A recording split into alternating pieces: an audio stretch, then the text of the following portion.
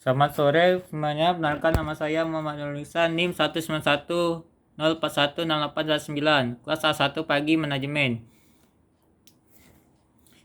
Mata kuliah analisis lingkungan bisnis, dosen pengampu Bapak Adi Mursalin SEMM. Baik, di sini saya akan menjelaskan tentang bab 7, strategi non pasar untuk arena pemerintah. Baik, yang pertama pendahuluan. Bagi banyak perusahaan dan industri antara main ditetapkan oleh undang-undang selama 65 tahun. Segala memperlakukan tembok antara perbankan, asuransi, dan industri sekuritas, dan setelah beberapa dekade upaya oleh anggota industri, tindakan disebut dicabut pada tahun 1999 oleh Grames-Leach-Bliley Act. Undang-Undang Telekomunikasi tahun 1965 membuka pasar telekomunikasi tetapi meninggalkan beberapa hambatan untuk masuk ke segmen pasar.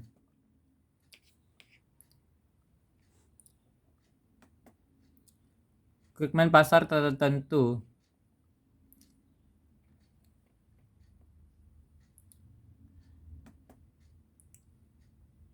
Pasar pertama, masalah non-pasar lebih banyak diterapkan dalam pandangan publik yang membutuhkan kepekaan terhadap keprihatinan dari kelompok serta yang lebih luas. Ketiga, logika aksi non-pasar, kolektif dan individual, berbeda dengan logika aksi pasar. Keempat, dalam lingkungan non-pasar, masalah tidak diselesaikan dengan kesepakatan sukarela seperti di pasar, tetapi banyak alasan oleh kasus lembaga pemerintah yang memiliki kekuasaan untuk menetapkan dan menegakkan aturan main. Dalam pemasaran dan implementasi strategi perusahaan, kepentingan lainnya harus memastikan bahwa strategi mereka tidak hanya efektif tetapi juga bertanggung jawab dalam kerangka kerja. Untuk analisis masalah non-pasar yang disajikan pada Praga 2/5, strategi non-pasar harus dievaluasi untuk pertanggungjawabkan baik dalam tahap penyaringan maupun pemilihan.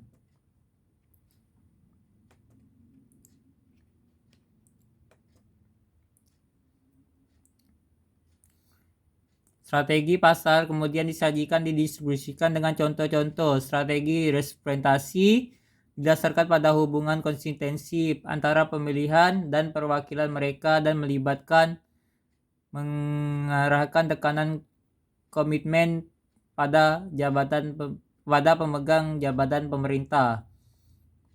Strategi pembangunan mayoritas melibatkan pembentukan mayoritas untuk mendukung atau menentang undang-undang dan berfokus pada legislator penting.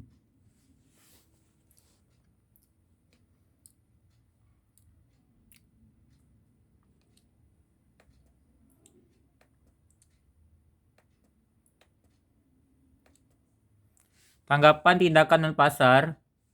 Dalam jangka panjang perusahaan memiliki pengaruh terhadap isu-isu non-pasar sejauh kepentingan tersebut sejalan dengan kepentingan masyarakat. Namun dalam jangka pendek, perusahaan dan kepentingan lainnya seperti serikat pekerja dan aktivis dapat memiliki pengaruh yang besar. Masalah penting adalah kesesuaian kepentingan usaha mempengaruhi keputusan politik.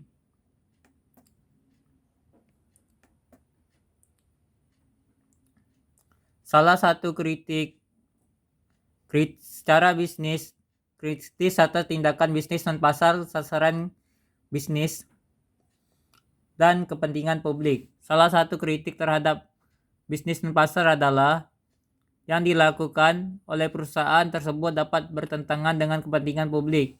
Apa yang menjadi kepentingan umum seringkali menjadi subjek kesepakatan yang mendasar. Misalnya undang-undang anti-dumping yang memperlakukan bea masuk ke atas barang-barang impor yang dijual dengan harga lebih rendah daripada negara pengekspor dipandang oleh para ekonomi. berbahaya bagi konsumen dan ekonomi. Namun undang-undang anti-vending tersebut telah ada selama lebih dari 80 tahun di Amerika Serikat dan juga telah diadopsi sebagai besar dari negara dan diizinkan oleh Perjanjian Organisasi Perdagangan Dunia.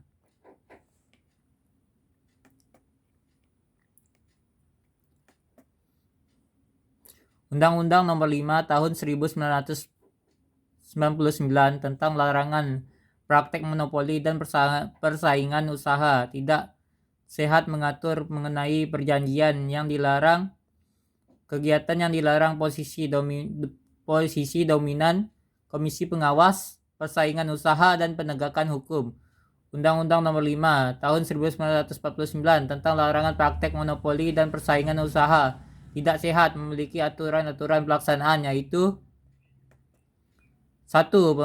Peraturan Pemerintah Nomor 57 tentang penggabungan atau peleburan badan usaha dan pengambilan saham perusahaan yang dapat mengakibatkan terjadinya praktik monopoli dan persaingan usaha tidak sehat melaksanakan ketentuan pasal 28 ayat 3. Yang kedua, Peraturan Pemerintah Nomor 57/10 tentang penggabungan atau peleburan badan usaha dan pengambilan saham perusahaan yang dapat mengakibatkan terjadinya praktik monopoli dan persaingan usaha tidak sehat melaksanakan ketentuan pasal 29 ayat 2.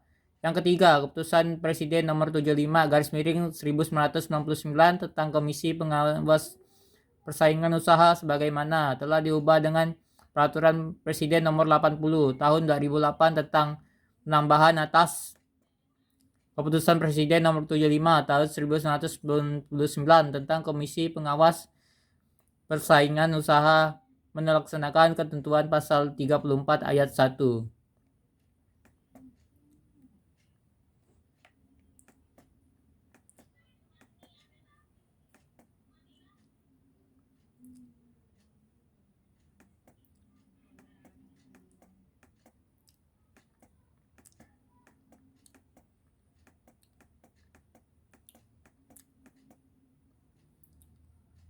Perumusan strategi non-pasar, manajer, dan strategi non-pasar.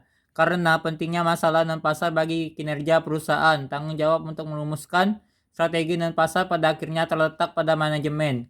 Dari level bawah perusahaan, masalah non-pasar sering dilihat sebagai komplikasi yang disesuaikan dengan mengurangi otonomi dan membuat sakit kepala.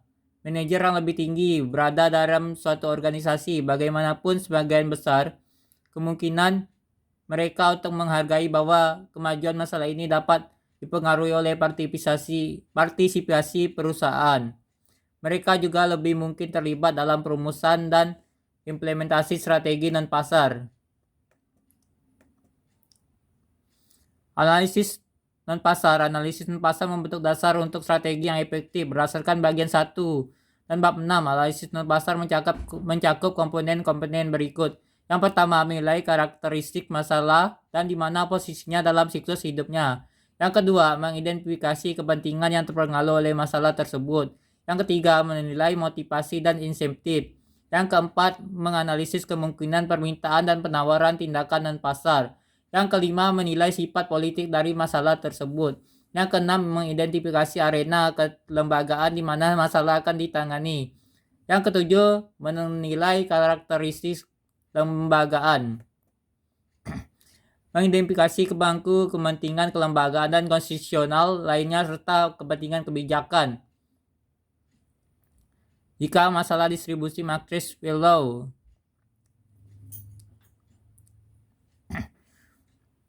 Demikianlah pemaparan dari saya. Atas kesalahannya mohon dimaafkan. Assalamualaikum warahmatullahi wabarakatuh.